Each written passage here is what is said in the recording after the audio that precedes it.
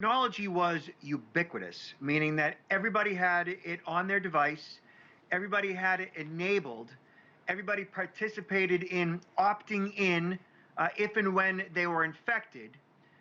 Then the ubiquity of that technology on everybody's device would inform all those who have been in contact with people who are sick.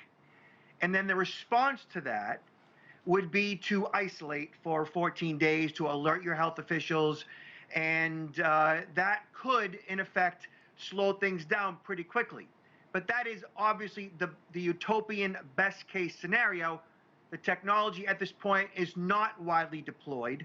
In the states, less than 10 states have it activated at this time.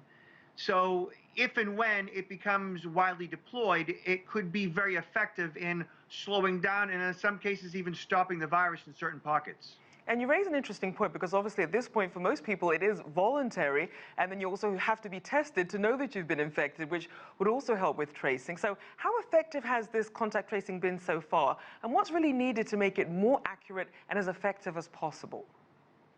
So it is really just rolling out as we speak. So its level of effectiveness is really, the jury is still out.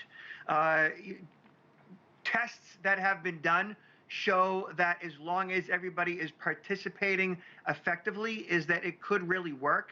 At this time, in order for it to be an effective tool, it really should be turned on by default. But then you have different laws in the US versus laws in the European Union in regards to privacy issues, and everybody's always concerned about their privacy. The good news is that the apps themselves do not share any personal or sensitive identifying information. It really is just a handshake that occurs via Bluetooth.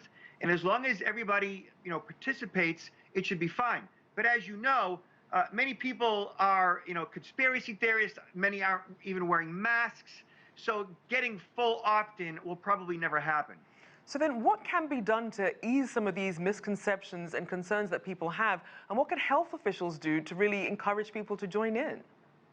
Yeah, that's a great question. The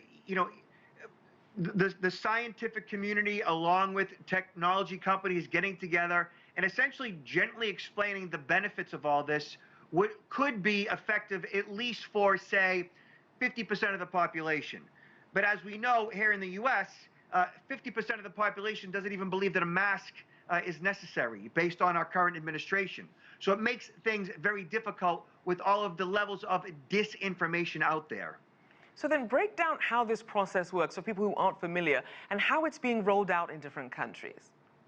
Okay, so Google and Apple have worked together on their various platforms, and they have OEM, original equipment manufactured apps installed on their devices, and those apps are being enabled so that they can talk to one another. So your phone can talk to mine, generally via Bluetooth.